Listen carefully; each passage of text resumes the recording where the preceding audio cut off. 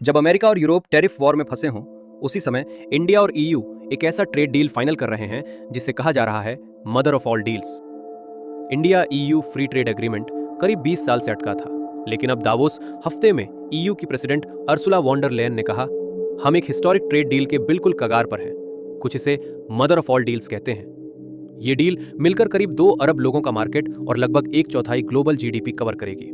इसी बीच US president Donald Trump ने Denmark, France, Germany, UK, Finland जैसे 8 यूरोपीय देशों पर 10% से 25% तक टैरिफ लगाने का ऐलान कर दिया, सीधे ग्रीनलैंड मुद्दे से जोड़कर। एनालिस्ट्स कह रहे हैं यूएस ईयू ट्रेड रो ने ईयू को एक्स्ट्रा तेजी से इंडिया के साथ ये एफटीए क्लोज करने पर मजबूर किया है, ताकि वो यूएस पर डिपेंडेंस कम कर सके। अभी ईयू इंडिया का सबसे बड़ा ट्रेडिंग पार्टनर है, करीब 130 से 135 अरब डॉलर की सालाना ट्रेड के साथ। ये एफटीए साइन होने पर Indian textiles, leather, jewellery, auto components, pharma जैसी लेबर इंटेंसिव इंडस्ट्रीज को 27 यूरोपीय देशों के मार्केट में लोअर या जीरो टैरिफ मिलेगा, जो यूएस या चाइना से आने वाले गुड्स पर एडवांटेज देगा। कई एक्सपर्ट्स कह रहे हैं ये डील सिर्फ ट्रेड नहीं, एक स्ट्रेटेजिक सिग्नल भी है।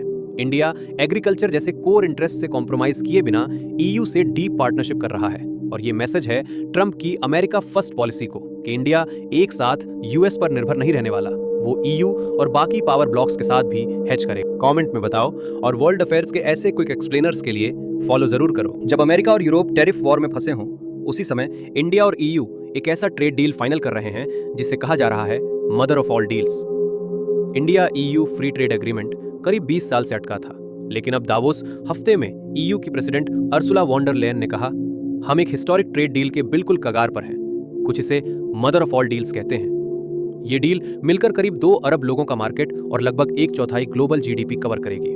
इसी बीच यूएस प्रेसिडेंट डोनाल्ड ट्रंप ने Denmark, France, Germany, UK, Finland जैसे 8 यूरोपीय देशों पर 10% से 25% तक टैरिफ लगाने का ऐलान कर दिया, सीधे ग्रीनलैंड मुद्दे से जोड़कर।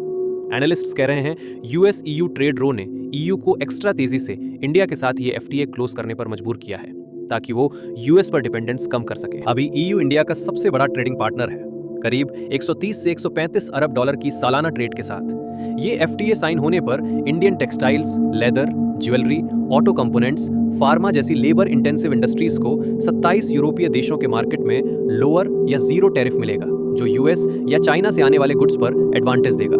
कई एक्सपर्ट्स कह रहे हैं ये डील सिर्फ ट्रेड नहीं, एक स्ट्रेटेजिक सिग्नल भी है। इंडिया एग्रीकल्चर जैसे कोर इंटरेस्ट से कॉम्प्रोमाइज किए बिना ईयू से डीप पार्टनरशिप कर रहा है, और ये मैसेज है ट्रंप की अमेरिका फर्स्ट पॉलिसी को कि इंडिया एक साथ यूएस पर निर्भर नहीं रहने वाला, वो ईयू और बाकी पावर ब्लॉक्स के साथ भी हेज करे। कमेंट में बताओ, और वर्ल्ड अफेयर